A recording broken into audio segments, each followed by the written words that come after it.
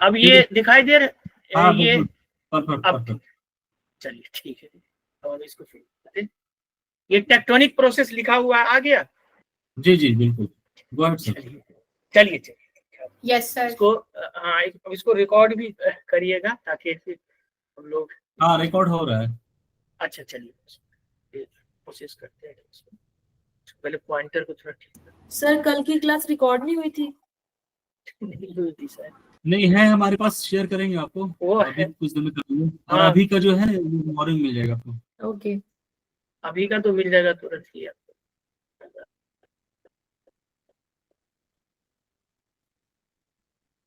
ये ठीक है, ये कलर आप लोगों को विजिबल है लिखने उखने के लिए, ठीक है लिखने। हाँ ठीक है, चलिए अब हम लोग कल हम लोग प्लेट टेक्टोनिक देखे थे और देखे थे कि किस तरह से प्लेट टेक्टोनिक को डेवलप होने में तकरीबन समझिए 60-70 साल लग गया। यानी 2012 में वो शुरू की, 1912 में वो शुरू करते हैं और 1970 के आसपास में जाके वो फाइनल थ्योरी बन के आता है डिफरेंट, जैसे चाहे वो। तो अब उसके बाद ये टेक्टोनिक प्रोसेस जो है वो आखिर है क्या। तो हम लोग जितना भी देखते हैं नॉर्मली आप देखेंगे तो अर्थ के बारे में ये कहा गया है, earth is a dynamic planets. यानी अभी तक जितने भी एक्सो प्लेनेट्स या प्लेनेट्स का डिस्कवरी हुआ है वो किसी भी आप लोग प्लीज म्यूट कर लीजिएगा। तो हेलो सर म्यूट कर दीजिए सबको। म्यूट म्यूट करिए। तो जितने भी हाँ हो गया म्यूट, अब लगता है क्लियर है। तो चलिए, तो जितने भी प्लेनेट्स है उसमें एक टेक्टोनिक प्रोसेस में सिर्फ अर्थ ही यूनिक है जहां ये टेक्टोनिक प्रोसेस मौजूद है। अब ये टेक्टोनिक प्रोसेस में जैसा कि मैंने बताया दो तरह के होते हैं, एक तो डायस्ट्रोपिक प्रोसेस होता है और एक इसमें और एक टेक्टोनिक प्रोसेस में, और इसमें बेसिकली आप देखेंगे तो दो तरह के होते हैं, यानी ओरोजेनिक और इपीरोजेनिक। ओरोजेनिक मीन्स माउंटेन, माउंटेन का फॉर्मेशन, यानी माउंटेन कैसे बनता है इसके बारे में। और दूसरा है इपीरोजेनिक, यानी कॉन्टिनेंट कैसे हमारा बनता है, जो मेन लैंड है, इसको आप इपीरोजेनिक मेन लैंड यानी जो हमारा मुख्य भूमि है जैसे हम लोग रहते हैं वो कैसे बनता है, उस पर हम लोग आज पूरा डिस्कस करेंगे। तो अगर हम देखेंगे ओरोजेनिक प्रोसेस, जिसको नॉर्मली जैसे मैंने बताया माउंटेन बिल्डिंग की बात हम लोग कर रहे हैं, ये बेसिकली कॉम्प्रेशनल फोर्स जो होता है generated due to the subduction of trapping deformation sediment and crust between two colliding plate. जैसे कि सपोज कीजिए एक प्लेट है ये, ठीक है, और एक प्लेट है ये, दोनों एक दूसरे की तरफ आ रहा है। जब ये दोनों टकराएगा तो टकराने के बाद क्या होगा कि इस तरह से मुड़ जाएगा, इस तरह से मुड़ जाएगा। अब ये इधर से आया और इधर से ये टकराया, मुड़ गया। अब जैसे ही मुड़ेगा तो वो जो ऊपर हो गया इस तरह से आपका ये अपलिफ्ट हो जाएगा और माउंटेन बन जाएगा इस तरह से। तो इसको यहाँ पे आप देखेंगे। और इपीरोजेनिक प्रोसेस जो है बेसिकली ये भी अपलिफ्ट होता है, लेकिन इसमें क्या होता है, अब यहाँ हम लोगों ने देखा कि एक प्लेट ये और एक प्लेट ये दोनों टकराया, ये अपलिफ्ट हुआ तो यहाँ तक आ गया, लेकिन इसका फॉर्म चेंज हो गया। अब इस तरह का फॉर्म नहीं रहा, ये माउंटेन बन गया। लेकिन मेनलैंड में क्या होता है कि अचानक ये क्या हुआ कि अचानक इसके अंदर कोई मेंटल प्लम या कोई भी चीज हुआ तो ये अचानक इसको अपलिफ्ट कर दिया, यानी ये यहाँ से यहाँ ऊंचा हो गया, लेकिन इसका जो मेन फॉर्म है उसमें कोई चेंजेज नहीं होता है। तो दो तरह से होता है, एक तो आपका मेंटल अपलिफ्टिंग भी होता है, दूसरा होता है गैलेशियल रीबॉर्न। यानी जैसे आप देखेंगे जो कनाडा है, यूएस है, उसका ज्यादातर जो मेनलैंड है वो गैलेशियल रीबॉर्न से हुआ। गैलेशियल रीबॉर्न का मतलब ये हो गया कि ये लैंड है, ठीक है, इसको इस तरह से हम समझा देते हैं। ये अब देखिए ये मेनलैंड है, इसके ऊपर बहुत सारा बर्फ आइस था पहले से मौजूद, ठीक है, वो धीरे धीरे धीरे धीरे आइस पिघल गया तो इस पे जो इतना वजन था वो हट गया। अब ये नीचे से जो था ये थोड़ा सा अपलिफ्ट हो गया, इतना ऊंचा हो गया, तो इस तरह का अपलिफ्टमेंट को कहते हैं ग्लेशियल रीबॉर्न। तो इसको आगे हम लोग देखेंगे इसी में। तो ये देखिए इपिरोजेनिक बेसिकली जो होता है, जैसे मैंने बताया आपको मेनलैंड, ये ग्रीक वर्ड से लिया गया, इपिरोस का मतलब होता है मेनलैंड। ये बेसिकली डाउनवर्ड या अपवर्ड मूवमेंट होता है ब्रॉड रीजन का, और इस तरह से जो बनता है इसको इपिरोजेनिक कहते हैं। इसका ये टर्म जो है यानी इपिरोजेनिक के बारे में सबसे पहले जो वर्ड यूज हुआ था वो ग्रोव कार्ल गिलबर्ट द्वारा किया गया था। यानी कि जो ये ग्रोव कार्ल गिलबर्ट थे, इन्होंने सबसे पहले इस टर्म का यूज किया था।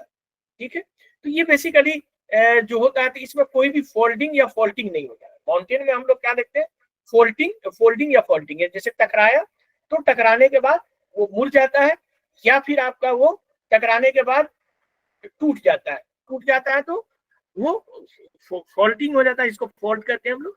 आगे देखते हैं ओरोजेनिक प्रोसेस। अब ओरोजेनिक प्रोसेस जैसा कि मैंने बताया दो तरह से होते हैं, एक तो फोल्डिंग जैसे कि हमारा हिमालयन है वो फोल्डिंग माउंटेन है, और फॉल्टिंग जिस तरह से वो जिसको हिंदी में कहते हैं भ्रंश घाटी, यानी वलन और भ्रंशन। हिंदी में हिंदी वाले जो बच्चे हैं वो पढ़ते होंगे एनसीईआरटी तो उसमें लिखा होगा वलन और भ्रंशन, ये होता है। आगे इसमें हम लोग देखेंगे तो फोल्डिंग। अब फोल्डिंग जो है ये भी आपका इंडोजेनेटिक प्रोसेस है, और ये इंडोजेनेटिक और एक्सोजेनेटिक प्रोसेस आप लोग जानते हैं। तो इंडोजेनेटिक और एक्सोजेनेटिक को सिंपल यहाँ समझिए कि हमारा अर्थ है, ठीक है, और अर्थ के अंदर में अर्थ के डिफरेंट लेयर है। तो जो फोर्सेस इसके अंदर से क्रिएट करता है कोई चीज को बनाने में उसको कहते हैं हम लोग इंडोजेनेटिक। और जो जैसे को ऊपर में क्या है आपका एटमॉस्फेयर है, बहुत सारी चीजें हैं, इंसान है, जो भी ये ऊपर से इसको डिफॉर्म करने में करता है उसको कहते हैं एक्सोजेनेटिक। तो endogenetic exogenetic when forces push towards each other opposite rock layer. अब जैसे कि मैंने बताया एक इस तरह से यहाँ से एक प्लेट यहाँ एक प्लेट यहाँ है, अब दोनों जब टकराया तो ये थोड़ा सा ऐसे मुड़ा, फिर और ज्यादा टकराया तो और ज्यादा मुड़ा, और फिर इस तरह से मुड़ के एक माउंटेन बन गया। और इस तरह से जो माउंटेन रेंज बनता है उसको कहते हैं फोल्डिंग माउंटेन या फोल्डेड, जिसे उसका एग्जांपल हिमालय है, इसको हम लोग ये देखिए।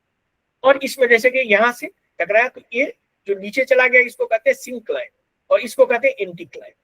ये सिंक्लाइन एंटीक्लाइन ये दो टर्म मोटे तौर पे आप यूज कर सकते हैं। आगे हम देखेंगे इसी में तो ये अब वीडियो चलेगा, वीडियो को मैंने ठीक कर दिया, कल वीडियो नहीं चल रहा था। तो इसमें देखिए कि कैसे हमारा हिमालय इंडिया का टकराया तो कैसे बना। ये देखिए ये हमारा इंडिया है, यहाँ इंडिया है, और ये यूरेशिया, और बीच में क्या था कैथीसिसी। तकरीबन समझिए कि 80 मिलियन साल पहले ये जो हमारा गोंडवाना लैंड था उससे इंडिया अलग होना शुरू होता है, और तकरीबन 50 to 55 मिलियन साल में जाके वो यूरेशिया से टकराता है। तो ये आप इसको देखिए यहाँ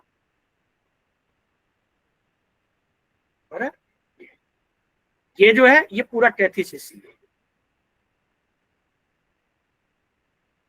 अब ये टकराया, और टकराने के बाद हमारा जो प्रेजेंट में हम लोग देख रहे हैं कि हिमालय का पूरा ये रेंज बन गया।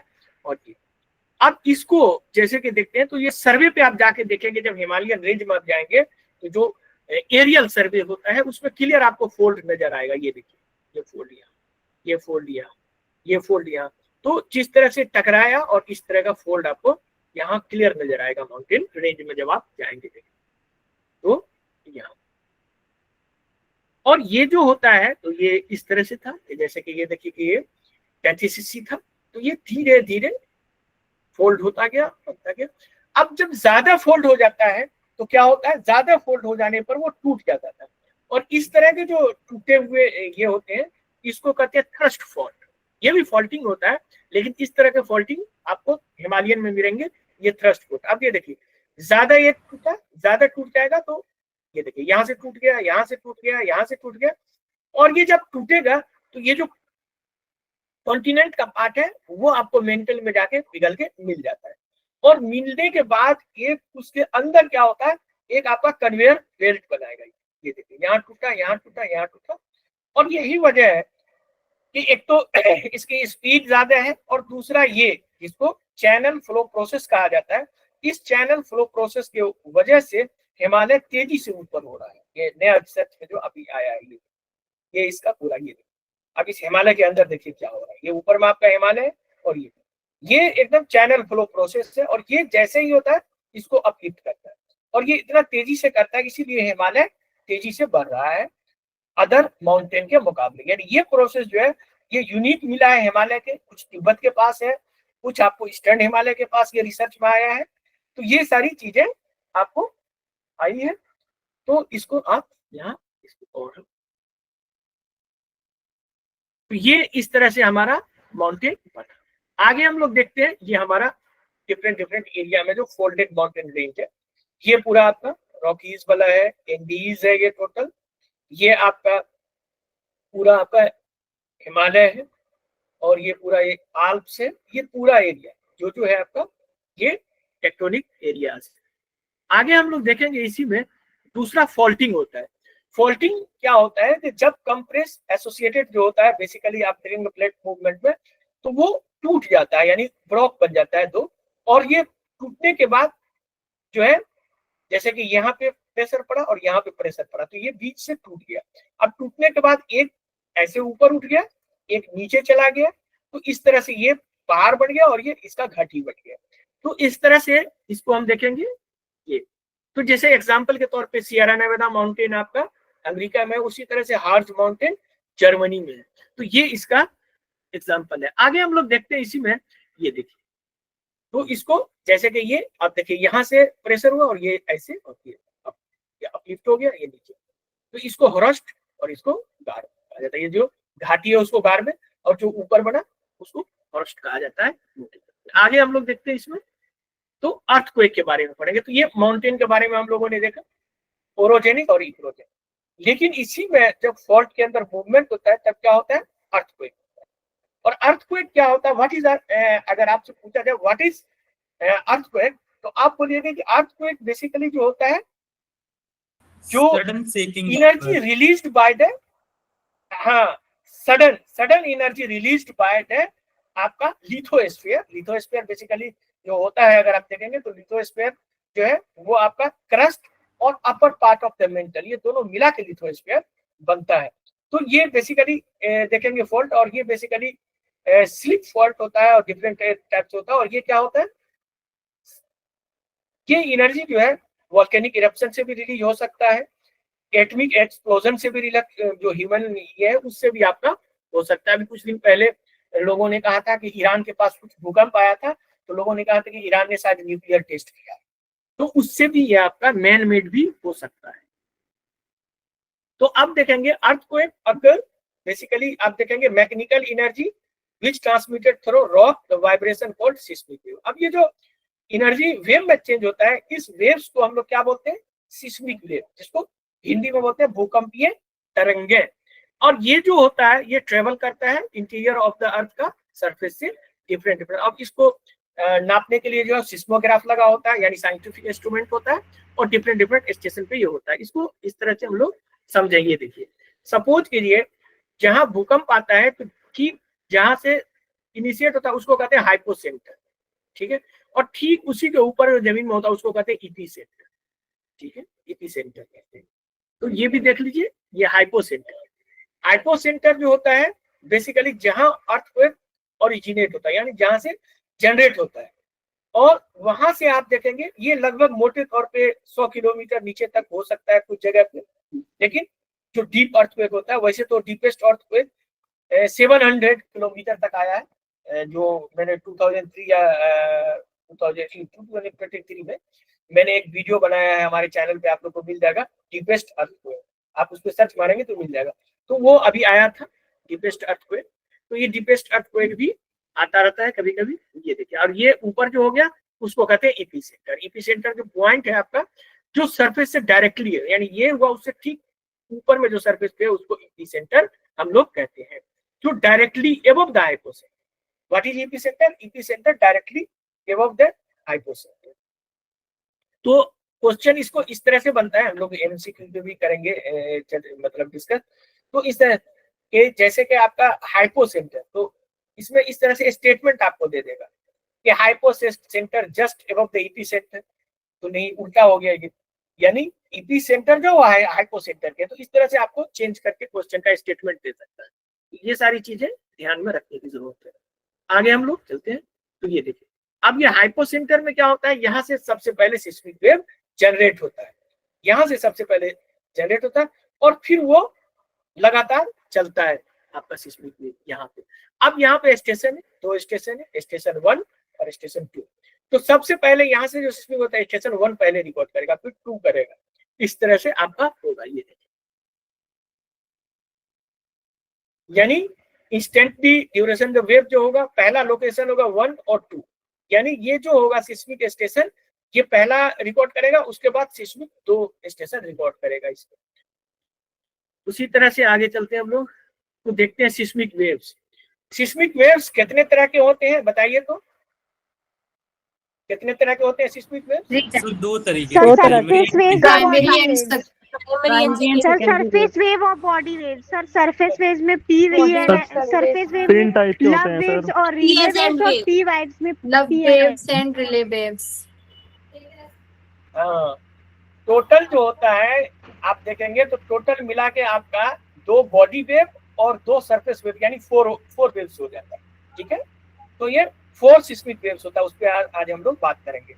एक होता है आपका एस वेव, पी वेव होता है सबसे पहले, उसके बाद एस वेव्स, उसके बाद एल वेव, उसके बाद आर वेव्स, ये 4 होता है। ठीक है, तो ऑब्जेक्टिव में आपको किस तरह से क्वेश्चन पूछता है, which of the following wave is most dangerous for the human और ह्यूमन हैबिटेशन। जब डिजास्टर होता है ह्यूमन के बारे में, तो सबसे ज्यादा कौन खतरनाक वेव्स है? P waves, S waves, L waves, R waves. कौन सा वेव होगा इसको बताइए? वेव होता है सबसे टिपिकल, क्योंकि वो ऑर्बिटल में चलता है। आर वेव्स होता है। ठीक है, आर वेव्स सबसे ज्यादा, आर वेव सबसे ज्यादा खतरनाक होता है। ठीक है, सरफेस वेव, हाँ बिल्कुल, रिले वेव्स होते हैं जो।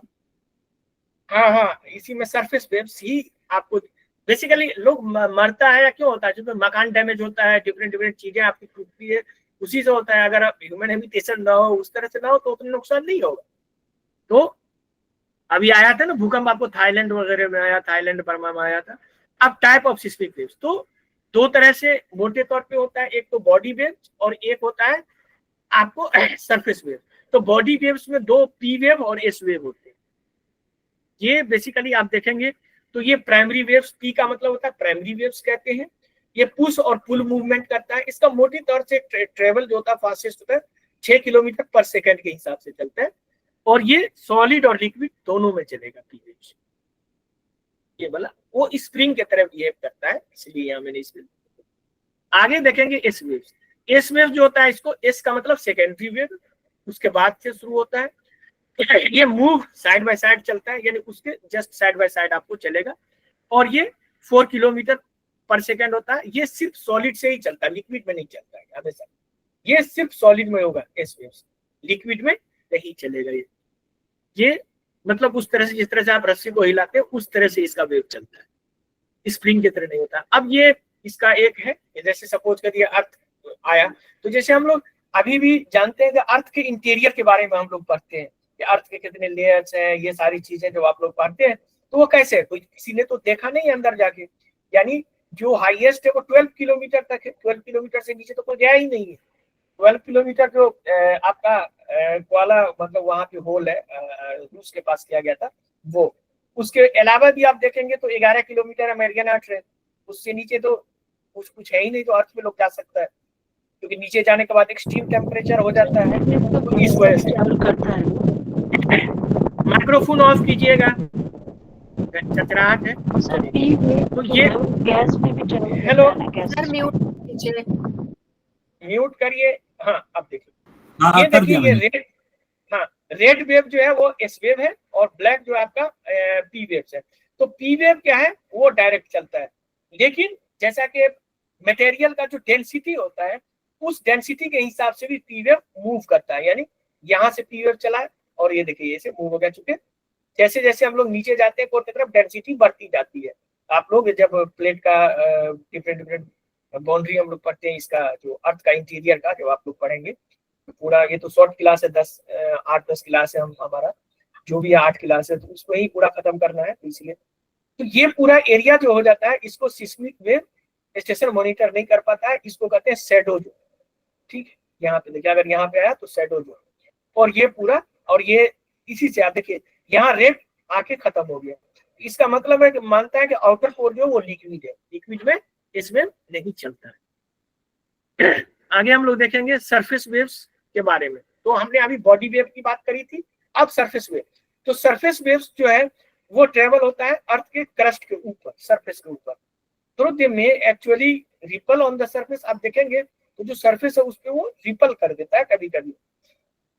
अब इसमें काफी मोस्ट डेंजरस होता है, इसी से आपका बिल्डिंग वगैरह कोलैप्स होता है। जो अभी थाईलैंड में जो आया था तो जबरदस्त आया था, 7 पॉइंट था उसका। अब ये देखेंगे तो ये पी वेव और एस वेव से स्लोअर चलता है। इसके भी 2 वेव्स होते हैं, एल वेव्स जिसको लव वेव कहा जाता है। ये बेसिकली क्रस्ट वेव होता है पहला, और ये एक्चुअली गेट, इसका जो नाम दिया गया था उसका साइंटिस्ट का नाम था जो अगस्टस एडवर्ड हर्ब लव, उसके नाम पे इसका लव वेव, ठीक है। तो एल वेव इसीलिए इसको कहते हैं। आगे हम लोग देखेंगे इसी में, तो लव वेव जो है इसको अदर नाम से भी जाना जाता है। जैसे सपोज करें आप लोग को क्या होता है कि जब कॉम्पिटिटिव एग्जाम होता है तो उसको बच्चे को मतलब ज्यादा से ज्यादा बच्चे को हटाना होता है कॉम्पिटिटिव एग्जाम में, सेलेक्ट सर्टेन बच्चे को करना होता है, तो आपको एल वेव ना दे करके क्यू वेव्स दे देगा। तो क्यू वेव्स भी कहते हैं इसको। बेसिकली जर्मन भाषा में क्यूअर का मतलब होता है लेटरल, तो एल वेव्स लव वेव्स को ही क्यू वेव्स भी कहा जाता है, ये हमेशा याद रखिएगा। Surface seismic wave that cause horizontal shifting on earth during earthquake। अब horizontal shifting नजर आता है इसमें जब earthquake आता है। आर वेव्स, ये सबसे खतरनाक वेव्स है R waves, similar to the water wave. जिस तरह से ये वेव्स समझिए जब पैदा होता है, जब आपका जो सरफेस है वो पानी की तरह हिलने लगता है। ये सरफेस मूव्स वर्टिकल और चारों तरफ से चलता है, और ये सबसे ज्यादा खतरनाक होता है। इसलिए अगर आपको 4 चॉइस दे, E waves, S waves, L waves और आर वेव्स, तो आप बोलेंगे कि नहीं साहब आर वेव्स जो है वो सबसे ज्यादा खतरनाक होता है।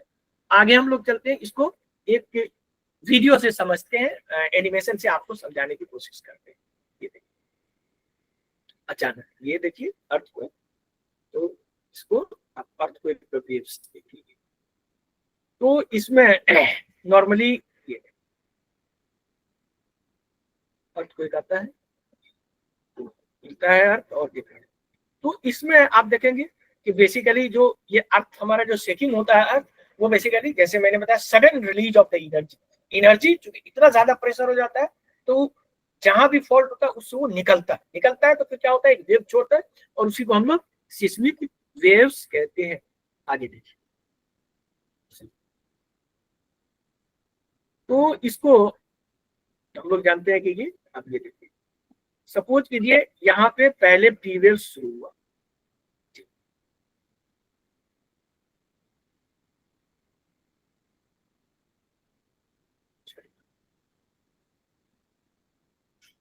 तो इसको जिसको हम लोग हाइपो सेंटर कहते हैं, तो हाइपो सेंटर को कहीं कहीं फोकस भी कहा जाता है कि उसका फोकस कहाँ था, यानी पॉइंट जहां अर्थक्वेक जनरेट होता है, तो उसको फोकस भी कह सकते हैं, हाइपो सेंटर भी उसको कहा जाता है। आगे चलते हैं, यहाँ पे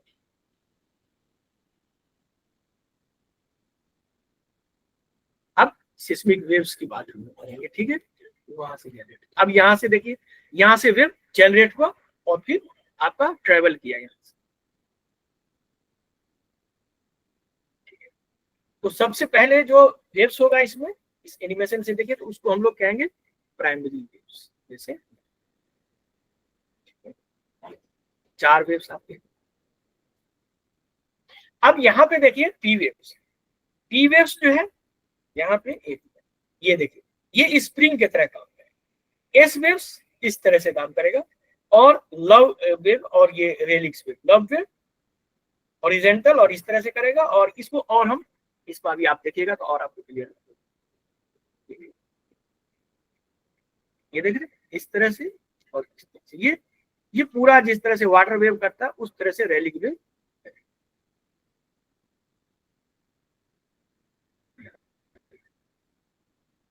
अब होता क्या है कि आप लोगों का क्वेश्चन जब आता है यूपीएससी या इसमें, तो थोड़ा जैसे कि मैंने बताया कि थोड़ा उससे हट के होता है, इसलिए आप लोग को एक्सपर्ट से या जो एक्सपीरियंस टीचर है उससे पढ़ाया जाता है। कि ऐसा नहीं कि नहीं तो आप लोग सीधा कोई गाइड खरीद लेते हैं, उससे पढ़ के अपना करके निकल लेंगे, लेकिन नहीं, यूपीएससी या जामिया एंट्रेंस का तो थोड़ा अलग पैटर्न होता है।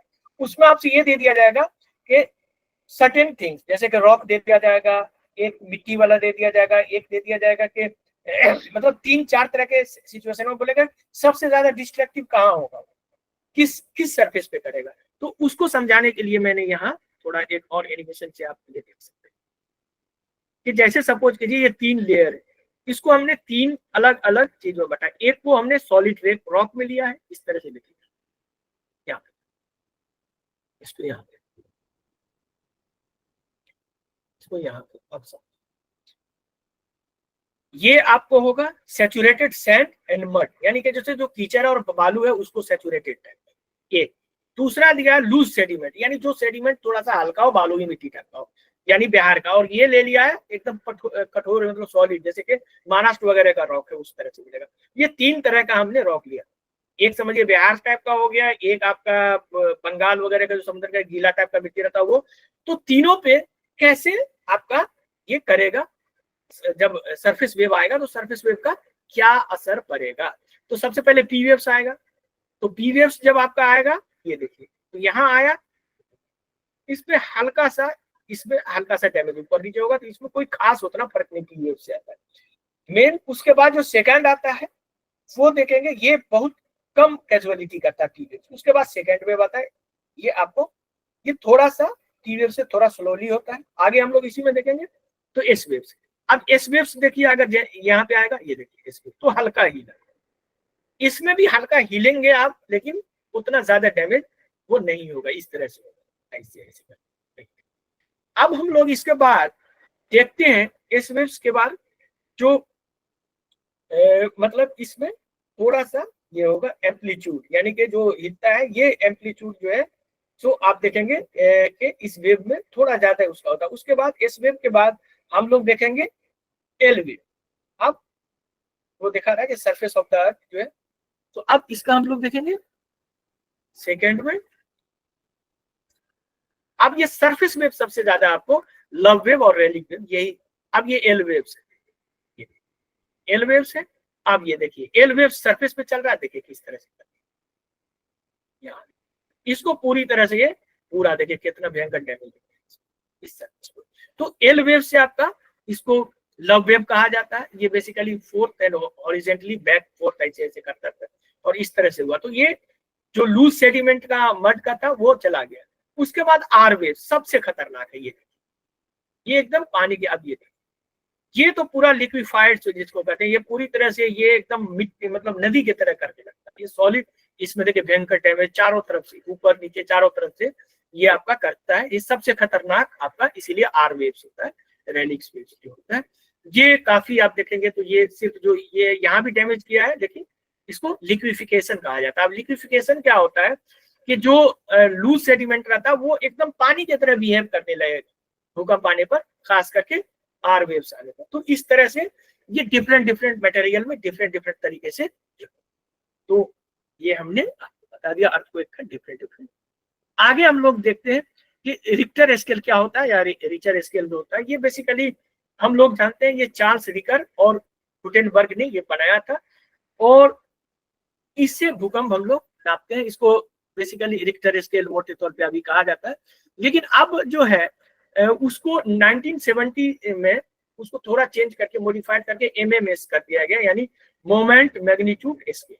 और इसको भी आप देखेंगे कि इसमें जो रिक्टर स्केल का शॉर्ट कमिंग था, खास करके उसमें कि अगर ज्यादा का आता है तो उसको कैसे हम लोग ये कर सकते हैं, बेसिकली डैमेज बेटा।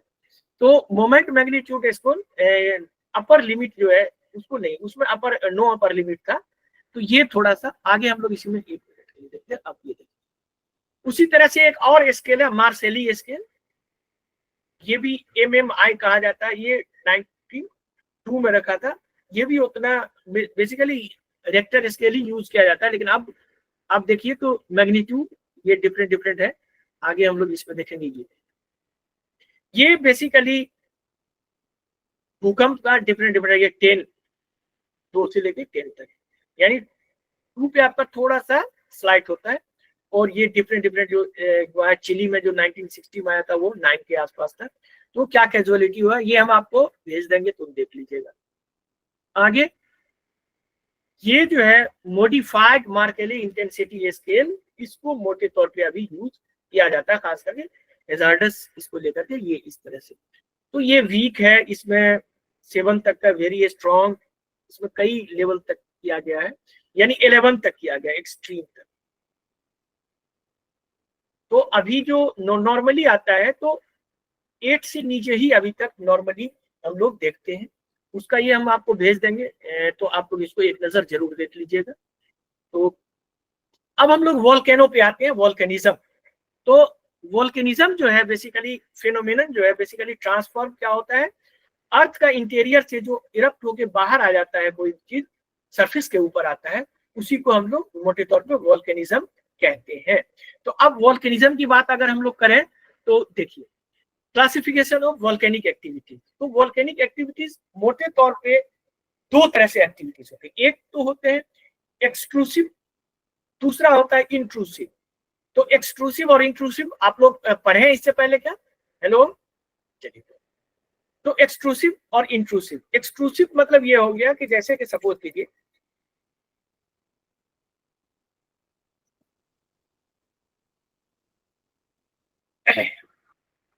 एक्सक्लूसिव और इंट्रूसिव, जैसे कि सपोज कीजिए ये वोल्केनो, ठीक है, और ये मैग्मा, और इससे यहाँ, और ये अचानक वोल्केनो फट गया और ये आ गया ऊपर, तो ये हो गया एक्सट्रूसिव। अब यहाँ पे आपका लावा आ गया यहाँ पे।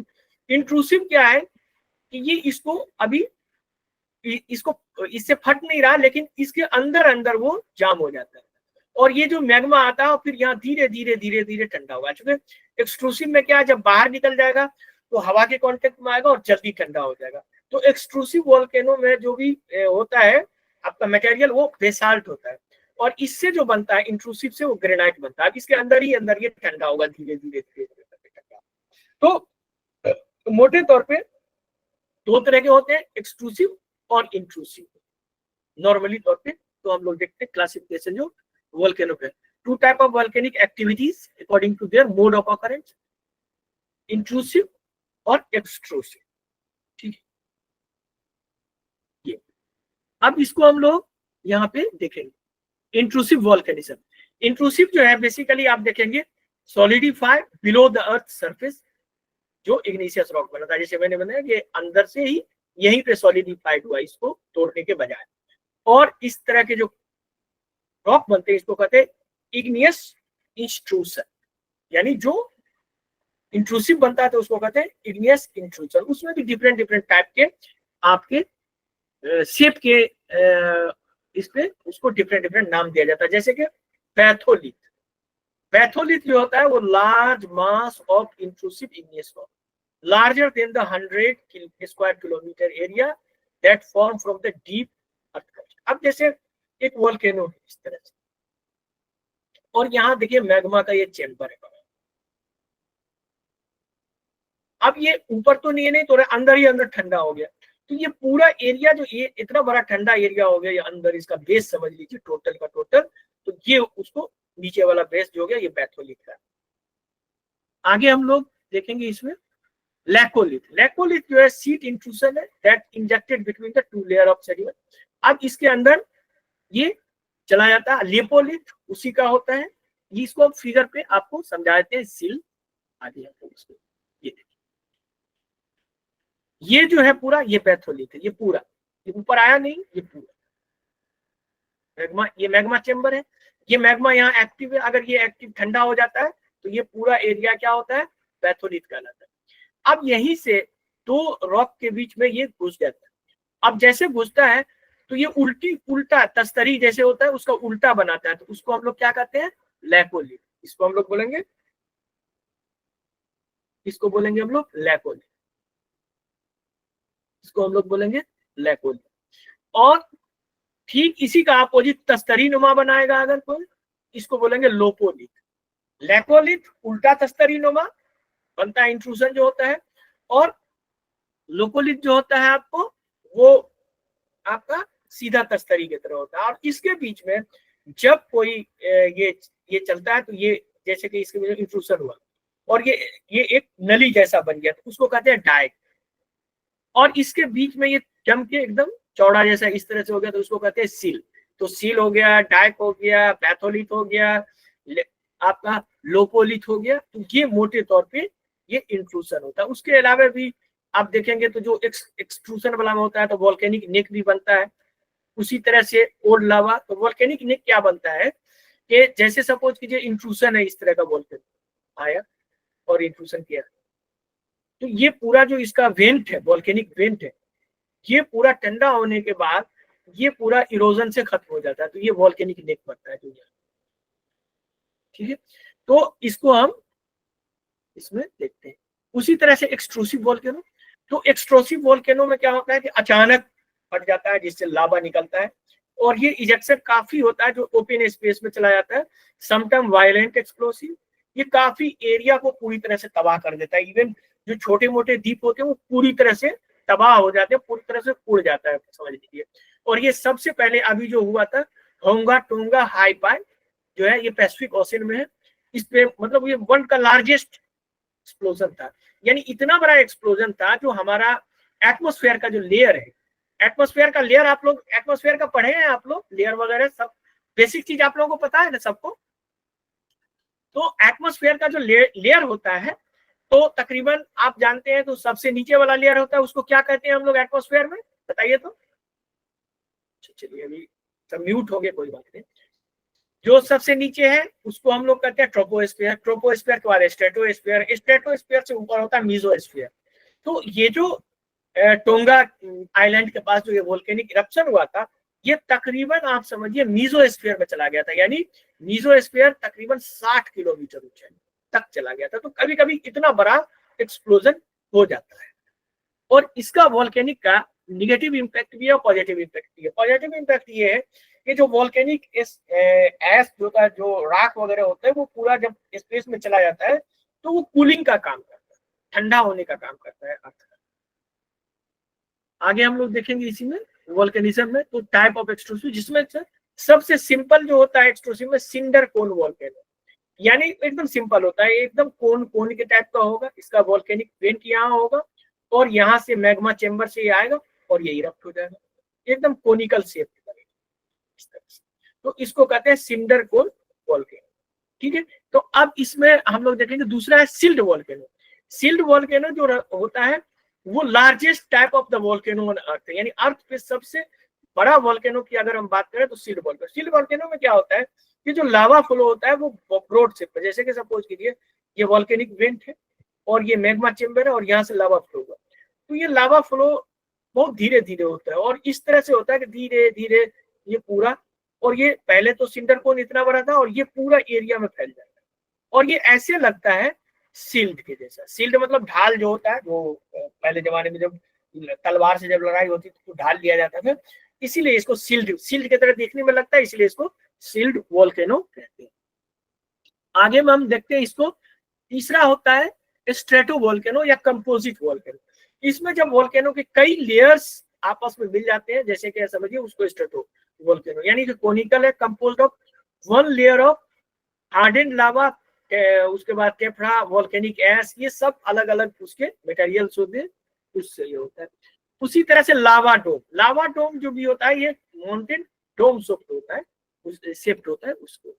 उसी तरह से कॉल्डेरा में क्या होता है कि नॉर्मली जब ये वोल्केनिक इरप्शन होता है तो यहाँ इसका क्रेटर बनता है, ठीक है। और अब क्या होता है कुछ सालों बाद ये क्रेटर का ये पूरा एरिया, ये पहले जो था ये पूरा एरिया नीचे धंस जाता है, तो ये काफी बड़ा एरिया हो जाता है, तो उसको कॉल्डेरा कहते हैं। यानी ये फीचर्स जो है form collapse of the volcano into itself making large आपका वोल्केनिक क्रेटर बनता है। तो इसको आप सबको हम लोग देखेंगे एक एक करके।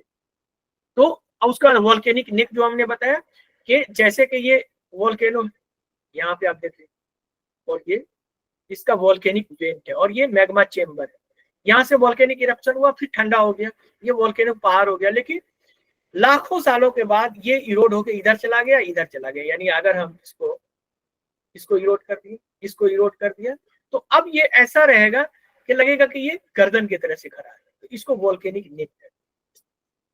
ये वोल्केनिक नेक होता है, इसको हम इस तरह से। उसी तरह से वोल्केनिक हॉट स्पॉट। अब नॉर्मली क्या होता है, ये वोल्केनिक हॉट स्पॉट क्या होता है इसको भी देखते हैं। ये हॉट स्पॉट दो तरह से होता है। नॉर्मली ज्यादातर आपको हॉट स्पॉट क्या होगा, समुद्र में पाया जाएगा, ठीक है। तो समुद्र में पाया जाता है, उसे लैंड पे भी होता है कुछ हॉट स्पॉट, जैसे कि ग्रेट अफ्रीकन रिफ्ट वैली में भी ये पाया जाता है। तो ये वोल्केनिक हॉट स्पॉट जो है ये बेसिकली प्लेट बाउंड्री से दूर, अभी हम लोगों ने देखा था कि प्लेट बाउंड्री यानी जितने भी वॉल्केनिक इरप्शन होते हैं, जितने भी भूकंप होते हैं, अगर आपसे पूछा जाए तो आप कहेंगे कि प्लेट बाउंड्री पे होते हैं, लेकिन कुछ भूकंप, कुछ वॉल्केनिक इरप्शन जो है वो प्लेट बाउंड्री से दूर होते हैं। तो जो प्लेट बाउंड्री से दूर होते हैं, खास करके उस तरह के वॉल्केनो को वॉल्केनिक हॉटस्पॉट कहते हैं। इसका बेस्ट एग्जांपल है आपका हवाईयन आइलैंड। हवाईयन आइलैंड भी आपका है। उसी तरह से अगर आप लोग जानेंगे जो हमारा इंडिया है, इंडिया का जब आप लोग पढ़ते होंगे फीचर, तो हमारे इंडिया में 2 मेजर आइलैंड ग्रुप, ठीक है। ये आइलैंड ग्रुप है अंडमान एंड निकोबार और लक्षद्वीप, ठीक है। तो अंडमान एंड निकोबार जो है वो बेसिकली प्लेट बाउंड्री पे बना है। कहाँ? इंडियन प्लेट और बर्मा माइक्रो प्लेट, यानी बर्मा माइनर प्लेट, उस दोनों के बीच टकराने से आपका क्या बना है? अंडमान एंड निकोबार आइलैंड बना है। तो वो प्लेट टेक्टोनिक बाउंड्री पे बना है। लेकिन अब आप कहेंगे कि लक्षद्वीप जो है, लक्षद्वीप नहीं है। लक्षद्वीप का, अब देखिए आप अंडमान एंड निकोबार का शेप कैसे देखते हैं? ऐसे रहता है, और लक्षद्वीप का शेप कैसा है? ऐसा है। तो लक्षद्वीप जो है वो हॉट स्पॉट पे बनता है। वो हॉट स्पॉट का क्या नाम था? उसका नाम था reunion hot spot. Reunion hot spot. तो ये रीयूनियन हॉट स्पॉट के वजह से आपको, तो अगर आपसे पूछा जाए कि फॉर्मेशन में दोनों में क्या डिफरेंसेस है, तो ये रीयूनियन हॉट स्पॉट से है, वो प्लेट बाउंड्री पे बना है, तो इसको कहते हैं वॉल्केनिक हॉट स्पॉट। चलिए इसको हम दिखाते हैं आपको।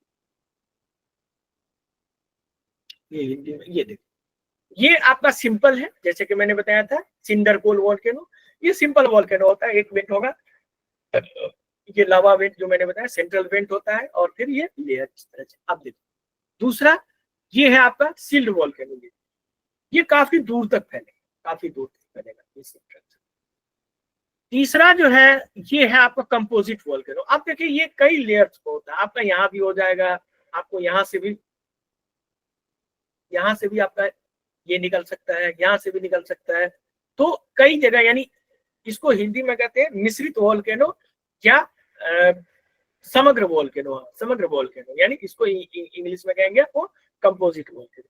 उसी तरह से देखिए, तो ये है लावा डोम। अब ये क्या है कि इसका काफी विस्कस होता है, और ये धीरे धीरे यहाँ से होता है, तो ये डोम शेप आकार का बन जाता है। ये आपका वॉल्केनिक वेंट है, और ये लावा। अब उसके बाद हम लोग देखेंगे कॉल्डेरा। ये काफी, अब देखिए ये 80 किलोमीटर लंबा है, कितना बड़ा है। पहले इस लेयर पे था, अब जैसे ये नीचे धंस गया, होता है कि जैसे अब ये वॉल्केनिक खत्म हो गया, धीरे धीरे ये नीचे धंस जाता है, तो ये पूरा ये कॉल्डेरा का होता है। उसी तरह से हम लोग देखेंगे, तो ये है वॉल्केनिक नेक, जो हमने कहा था ज्वालामुखी गर्दन आप कह सकते हैं इसको, लेकिन हिंदी में, लेकिन इंग्लिश में इसको वॉल्केनिक नेक कहेंगे। पहले ये क्या था? ये इस तरह से था, यहाँ पे वॉल्केनिक पहाड़ था, और ये वॉल्केनिक पहाड़ था, ये क्रेटर था। इसमें ये पूरा लाखों सालों में ये पूरा खत्म हो गया, और ये बीच में जो हार्ड था वॉल्केनिक वेंट, ये रह गया। और ये जब रह गया तो इस तरह का ये वॉल्केनिक पार्क अमेरिका में वहां पे। अब ऐसा आपको लगेगा। अब इसमें हम देखेंगे वॉल्केनिक हॉट स्पॉट। अब ये देखिए हॉट स्पॉट। अब ये हॉट स्पॉट में क्या है कि जो प्लेट बाउंड्री है वो तो चल रहा है, ये प्लेट के बीच में ही आपको हो जाता है। आप यहाँ देखिए, तो ये आपका मैग्मा जोन है, इसको हॉट स्पॉट जोन। और ये इस पे हमारा 2 वीडियो होगा हॉट स्पॉट पे। एक हॉट स्पॉट जो आपको ओशन में बनता है, उसको ओशेनिक हॉट स्पॉट कहते हैं, और एक कॉन्टिनेंट में बनता है, जिसको कॉन्टिनेंटल हॉट स्पॉट कहते हैं। तो दोनों पे अलग अलग वीडियो मैंने बनाया है, होगा तो मैं तनवीर सर को दे दूंगा, वो भी आप एक लोग देख लीजिएगा। तो ये आपका हॉट स्पॉट हो गया। उसी तरह से हम देखें तो वोल्केनो को और एक्टिविटी के आधार पे भी, मतलब जो जिस तरह से एक्टिव, जैसे कोई एक्टिव वोल्केनो है, तो आप जानते हैं इंडिया का एक ही एक्टिव वोल्केनो है बैरन आइलैंड में। तो एक्टिव वोल्केनो का मतलब ये हो गया कि वो जो अभी लाइव वोल्केनो, जैसे कि आइसलैंड में अभी वोल्केनिक इरप्शन हुआ था, उसी तरह से डिफरेंट एरिया में हुआ था वोल्केनिक, जो अभी हमने करंट अफेयर्स का क्लास दिया है वोल्केनिक और माउंटेन पे, तो वो पहला वीडियो, उसको भी आप लोग लिंक पे जाके देख सकते हैं। तो उसमें मैंने दिया है कहाँ कहाँ है, आइसलैंड में है, उसी तरह से आपको इंडोनेशिया में है। तो डिफरेंट जगह पे अभी काफी एक्टिव वोल्केनो मौजूद है। डोरमेंट वोल्केनो वो है कि वो डोरमेंट हो चुका है, हो सकता है कभी भी वो एक्टिव हो सकता है। जैसे अभी इंडिया अमेरिका का जो वो वोल्केनिक पार्क है, वहां पे भी बताया गया है कि वहां पे हो सकता है कि वोल्केनो फिर से एक्टिव हो जाए। उसी तरह से एक्सटिंक्ट वोल्केनो वो है जो अब उससे वोल्केनिक इरप्शन नहीं होने की उम्मीद है, साइंटिस्ट ये मानते हैं कि उससे वोल्केनिक इरप्शन नहीं होंगे। अगर हम आंकड़े को देखें तो ये तो हिंदी में हमने दे दिया, ये देखिए आंकड़े। तो टोटल वर्ल्ड में अभी जो लैंड हमारा है उसमें तकरीबन 500 एक्टिव वोल्केनो पूरे वर्ल्ड। ये नेशनल ज्योग्राफिक का डेटा है, आप देखेंगे उसका आपका डेटा है। आगे हम इसमें देखेंगे तो उसमें से 75% जो वोल्केनो है वो आपको वोल्केनो ये पैसिफिक रिंग ऑफ फायर, इस पे भी हमारा ये देखिए, यहाँ से न्यूजीलैंड से शुरू होता है, ऑस्ट्रेलिया न्यूजीलैंड से, यहाँ से ये आपका ये फिलीपींस है, ये मैरियाना ट्रेंच है यहाँ पे, और यहाँ से होते हुए फिर जापान से होते हुए ये पूरा अलास्का और यहाँ, और फिर यहाँ और यहाँ एंडीज का, ये पूरा एरिया, तो इसको कहते हैं पैसिफिक रिंग ऑफ फायर। यानी पूरे वर्ल्ड का 75% वोल्केनो यहीं पे पाया जाता है। यानी आपको देखना वोल्केनो तो आप यहाँ चले जाइए, इंडोनेशिया के पास मिल जाएगा, जापान के पास मिल जाएगा, तो ये एरिया में 75% आपका वोल्केनो, ठीक है। तो ये आपका हो गया। तो चलिए अब ये हमारा वोल्केनो और ये प्लेट टेक्टोनिक्स वाला जो था मोटे तौर पे ये खत्म हो गया। अब हमारा जो नेक्स्ट होगा कल, तो उसमें हम कोशिश ये करेंगे थोड़ा बहुत आप लोगों को क्लाइमेटोलॉजी का बेसिक्स है वो भी थोड़ा जान लेंगे, और उससे पहले जो प्लेट टेक्टोनिक है या जो आपको मैंने पढ़ाया है अभी वोल्केनिक माउंटेन के बारे में, वोल्केनो के बारे में, उससे किस तरह का आरसीए का क्वेश्चन आता है या यूपीएससी में किस तरह का क्वेश्चन आता है, उस क्वेश्चन पे हम शुरू में कल जो शुरू करेंगे तो उस पर थोड़ा सा डिस्कस करेंगे, और उसके बाद फिर क्लाइमेटोलॉजी से हम लोग कल शुरू करेंगे।